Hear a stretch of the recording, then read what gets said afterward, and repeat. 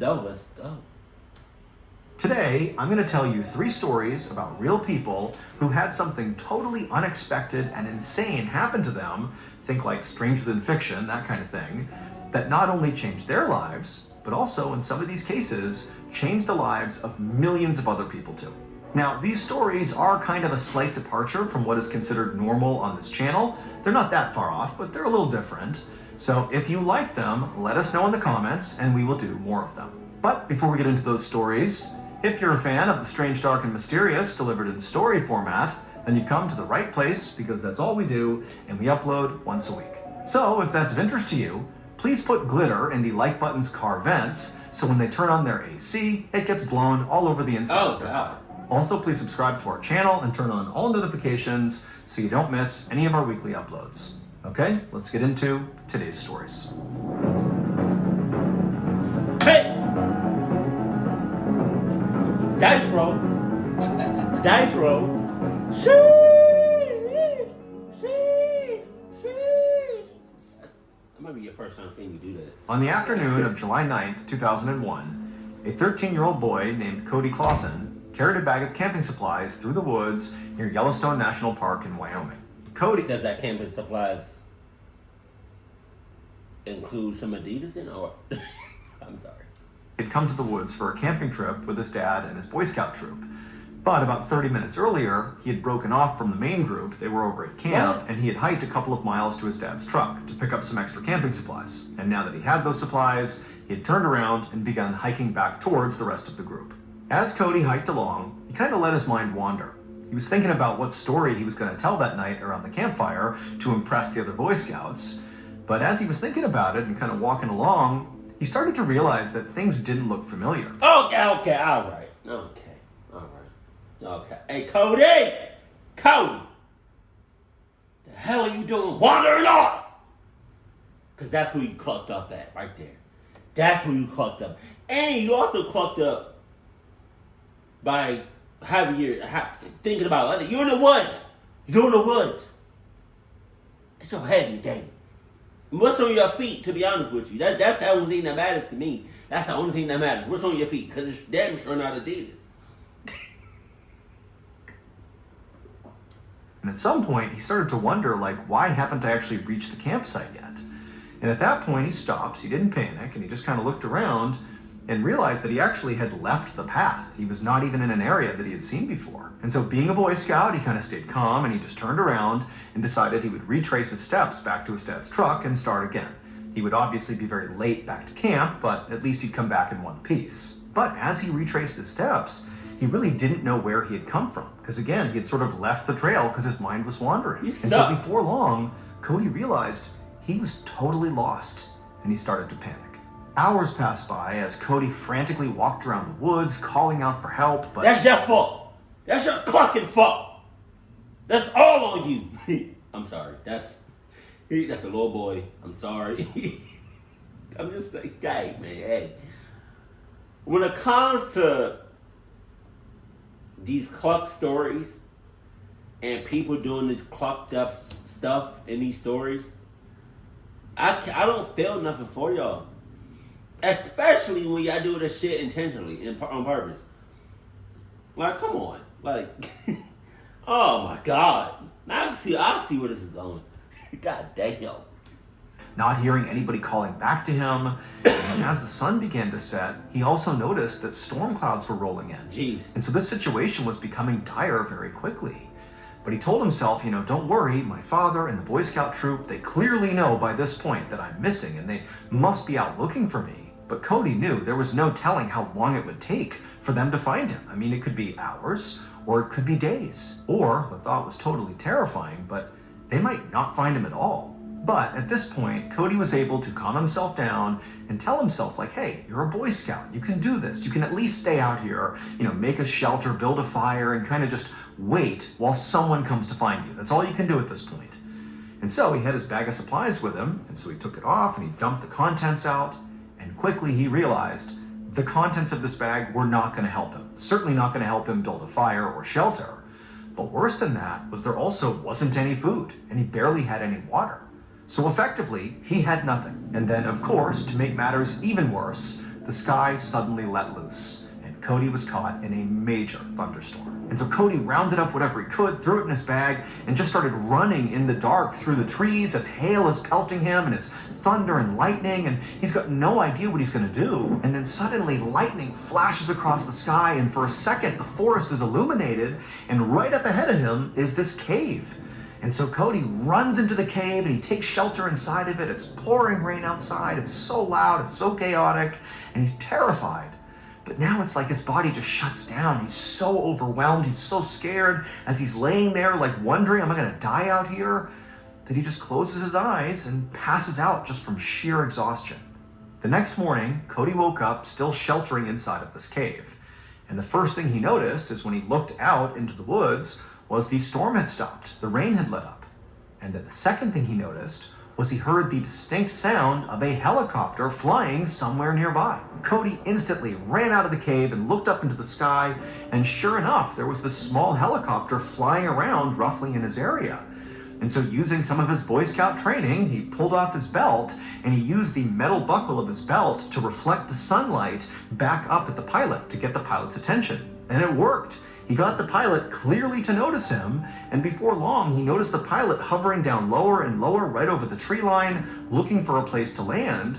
And so Cody is so overjoyed, he's about to be saved. He grabs his stuff and just charges over roughly to the area where the pilot's trying to land, and by the time he gets in that vicinity, he sees the pilot actually touching down in a clearing. Cody can't believe it. It's only been one day and he's been found. And so Cody runs over to the helicopter, throws the door open, gets inside, and the pilot just turns around and says, "Good morning." And Cody, at first, doesn't really register what's happening here. He's only just completely relieved that he is going to survive. But then he kind of stops and looks at the pilot, and he can't believe who it is that's just rescued him. It would turn out the night before, when Cody did not return to the camp, his father and the Boy Scout troop did contact authorities, and before long, a local search party was organized.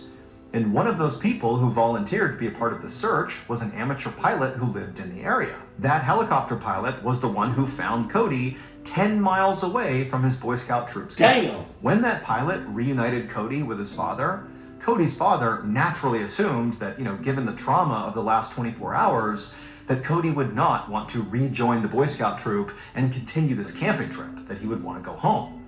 But instead, Cody said, no, I want to go back to the Boy Scout troop. I want to sit there and tell them what happened to me, because now I have a campfire story that they are not going to believe. Cody had trekked 10 miles through the wilderness all alone, spent the night with bears out in a cave somewhere in the middle of the storm, and then ultimately got rescued by this amateur helicopter pilot who happened to be, at the time, one of the most famous people in the world. The amateur pilot was the actor who had played Han Solo in Star Wars.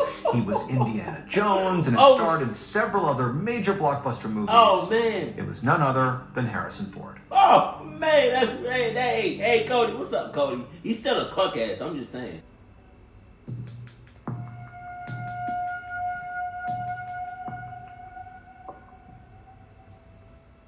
In September of 1954, a 14-year-old boy named Rich shuffled his way down the hallway of a children's hospital in England. He coughed and wheezed as he slowly walked down the hall next to other sick kids as they made their way towards the hospital's classroom.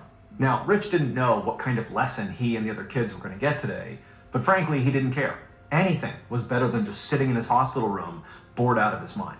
So Rich was in the hospital because he was suffering from tuberculosis, which is an infectious lung disease. Jesus. And over the past 10 weeks, he'd been bouncing around to different hospitals, and in fact, his condition was still so bad that this hospital had informed his parents that Rich might need to stay in the hospital for another 2 years. Damn! As awful as this sounded to Rich, this actually was not the first time something like this had happened to him. When he was 6 years old, his appendix burst, and then he contracted an infection that left him in a coma for several weeks. And then when he came out of the coma, he had to recover in a hospital for nearly a year. And all this time in hospitals had really impacted Rich's life, in particular in terms of how far behind he had fallen in school. And because his family was not a well-off family, they couldn't afford to hire a tutor to kind of keep Rich up to speed.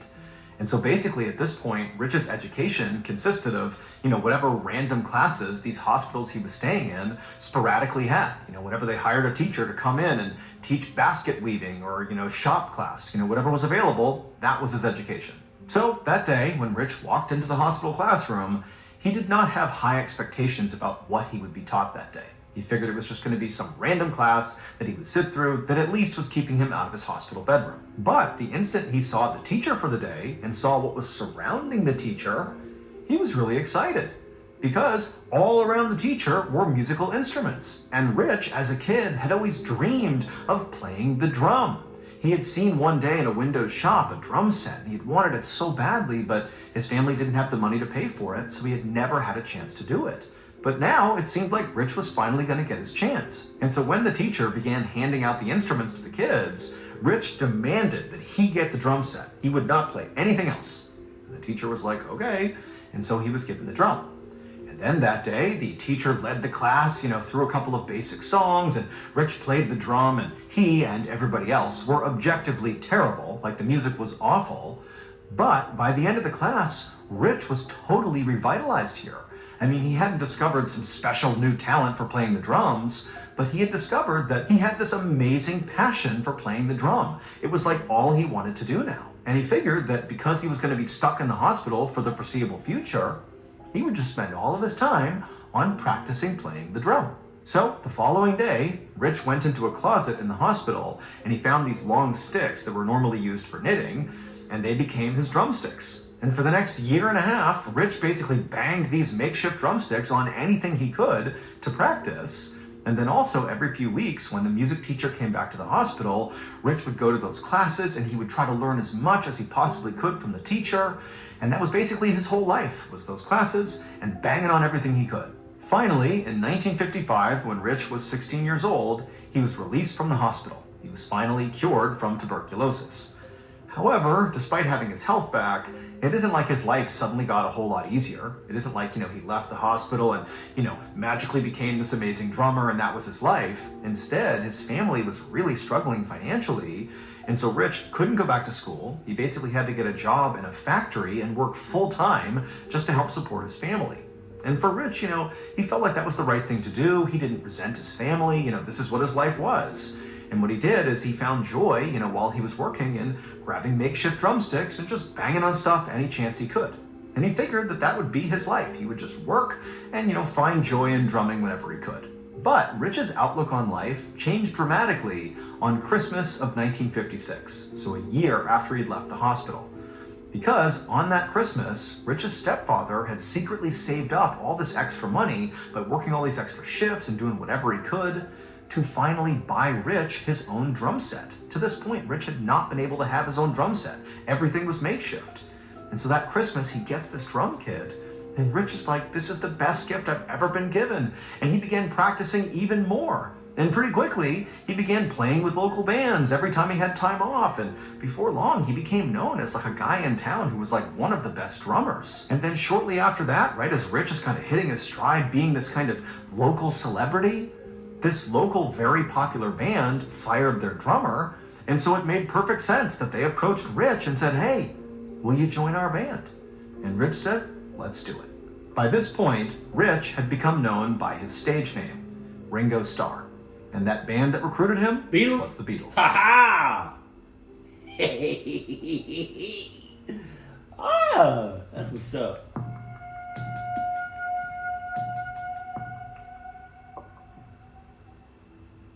Around 11 a.m. on Sunday, October 20th, 1991, a 31-year-old man named Will woke up next to his wife in their home in Oakland, California. And the first thing Will noticed as soon as he was awake was the smell of smoke. Will got out of his bed and went to the window, and when he looked out, he could see there was this big plume of smoke coming from what looked like right outside of his neighborhood.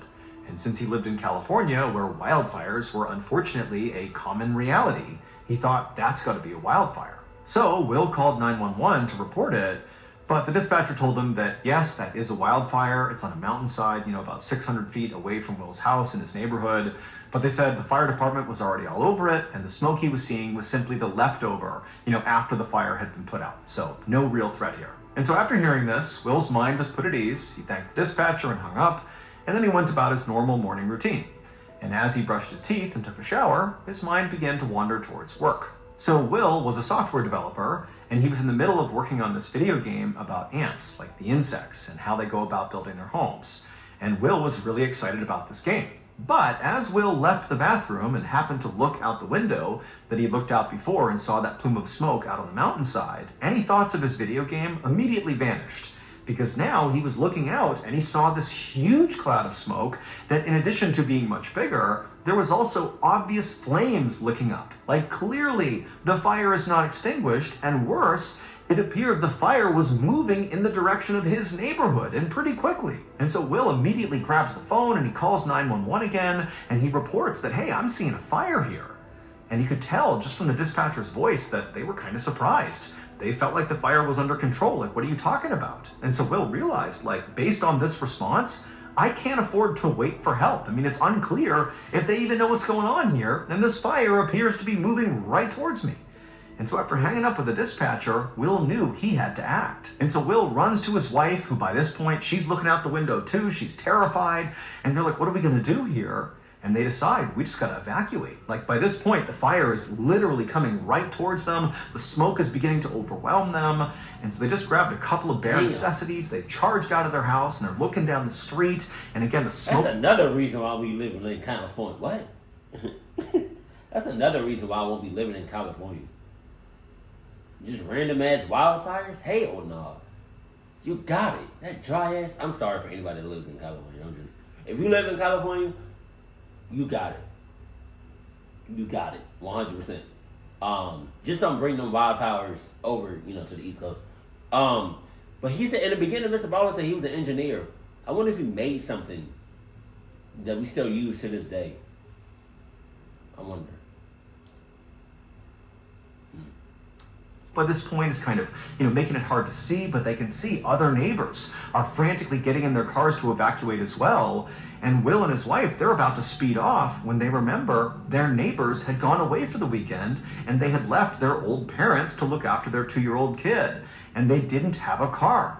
And so Will's like, oh my gosh, he runs next door, he pounds on the door, and the grandparents, they come out and they're scared as well. They have the 2-year-old, and Will's like, come on. They grabbed a couple of necessities, they hopped in Will's car, and before long, all of them were peeling down the road, evacuating.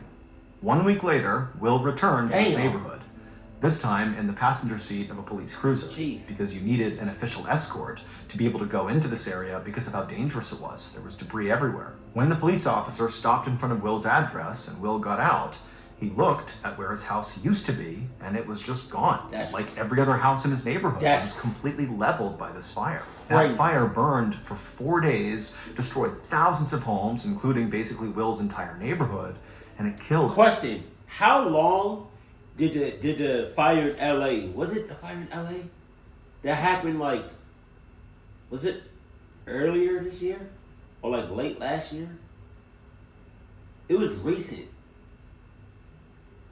How long did that fire last for? Man, my heart goes out to anybody that lost anything or anyone during any of these wildfires. 25 people. Will walked towards the rubble that used to be his home, and as he stood there surveying the area, he was hit with this epiphany. He didn't really care that he had lost all of his things, like everything he owned basically had been destroyed by this fire, but he just didn't care. Instead, all he cared about and all he was grateful for was his family. Like, they had survived, they'd escaped the fire. That's what mattered. And so as he's standing there, sort of a little bit numb to what's happened here, he looked down and he saw ants. Now remember, he was developing this video game about ants, and so had done tons of research about ants. And he saw these ants that definitely were destroyed by this fire as much as the people were. I mean, their colonies were all burnt up and destroyed as well. But he saw these ants, and what they were doing was gathering supplies and rebuilding, brick by brick. That's what they were doing. That's what ants do. They simply go forward and rebuild, no matter the tragedy. And this gave Will an idea. 9 years later, Will finally released his video game. But it was not the game he had been developing, the one about ants. Instead, it was inspired by the ants he saw marching through the rubble after this horrible fire. In this game he made, You could create characters like avatars who could live entire digital lives, complete with homes and neighbors and spouses and kids and friends. Sims. Like it really was an actual universe in this game. Sims. But this game is not set in a perfect fantasy world. Minecraft? Instead, the universe that these characters live inside of is meant to mimic the real world that we live in. What? Where tragedies can strike, and often do, sort of unpredictably. What is this? Death, destruction, wildfires, you name it. That's just kind of part of living in this world. What is this? And so in this game, characters periodically would just have horrible things happen to them, and they would have to rebuild. What? Just like the ants had to rebuild. What is this? And just like Will and his family and everybody else affected by that fire.